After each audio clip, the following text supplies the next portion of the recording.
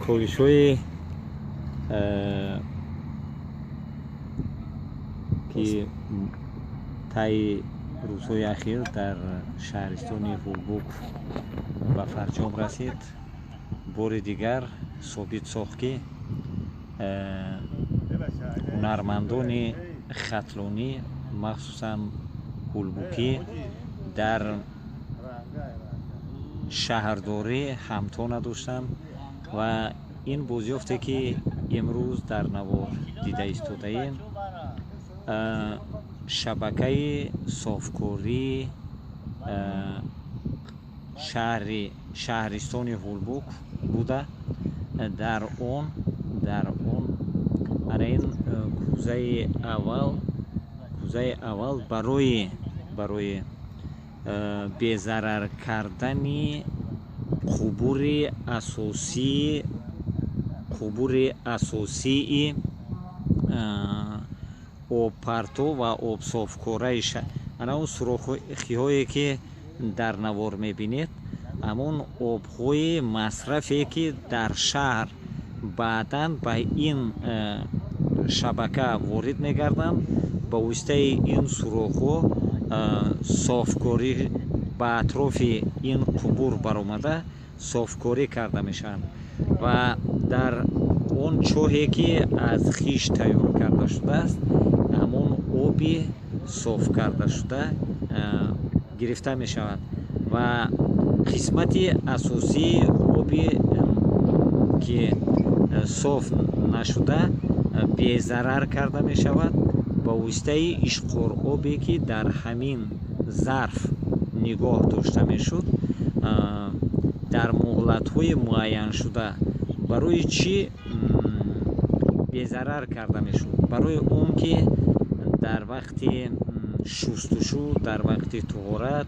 و عموما استفاده برای آب در روزگار همه اون انگیزنده های باکتریا های ضرر آور توسط آب شسته می شد و به همون شبکه کاریزی شهر وارد می شد و نیاگان ما در فرهنگ شهرداری و برای بی‌ضرر کردن شبکه آب صافکاری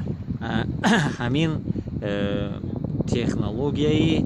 پیشرفتی همون زمان یعنی بی‌ضرر کنی شبکه آب صافکاری شهرستان هولبوک محله هنرمندان، چون که سال گذشته در اینجا ما قسمت 20 متر در سمت شرقی همین آب صافکاری دیواری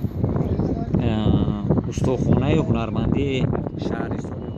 دیواری که در نوار میبینید این دیواری استخانه هنرمندی شهرستان هولبوک محله هنرمندان به حساب می رود.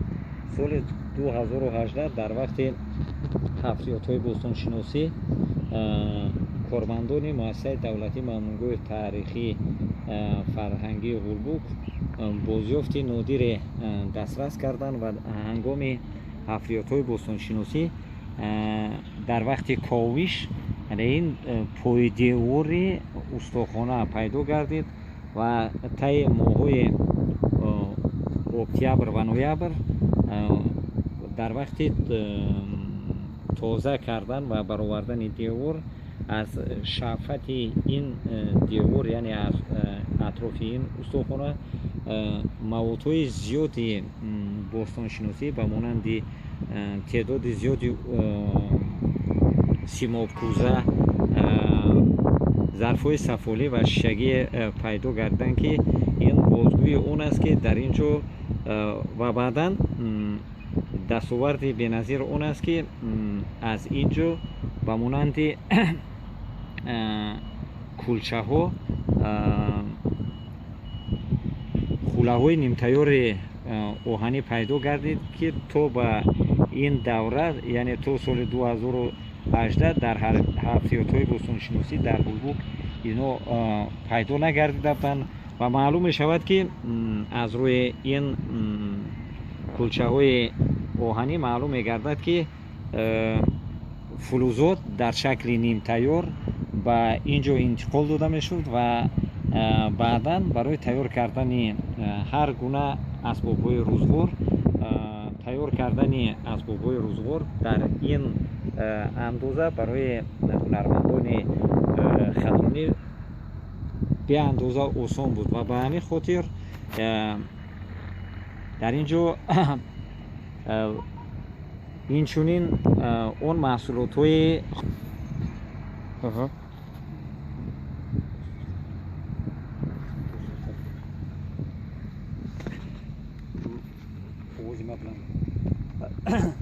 маҳсулотҳои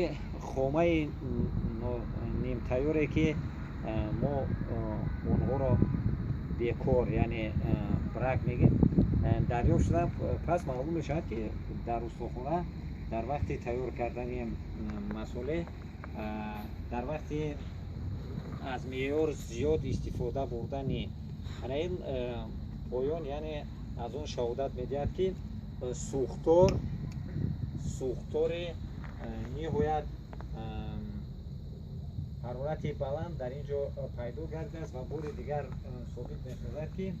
дар вақти сӯхтори зиёд ҳамаи он масолеҳ аз меъёри зиёд сабаби хома гардидан, яъне аз эътибор соқит шудани он масолеҳи тайёр гардиданд ва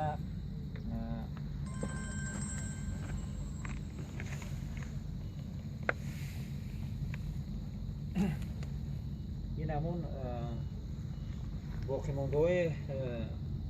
ғулачӯбҳое ҳастанд ва ангиштоне ҳастанд ки дар вақти истифодабарии масолеҳи нимтайёр истифода карда мешуд. махсусан барои фулузот ва махсусан барои тайёр кардани симобкӯза ҳарорати ниҳоят зиёд лозим аст ва ба ҳамин хотир аз ангишт ки дар ин минтақа вуҷуд дорад ва албатта он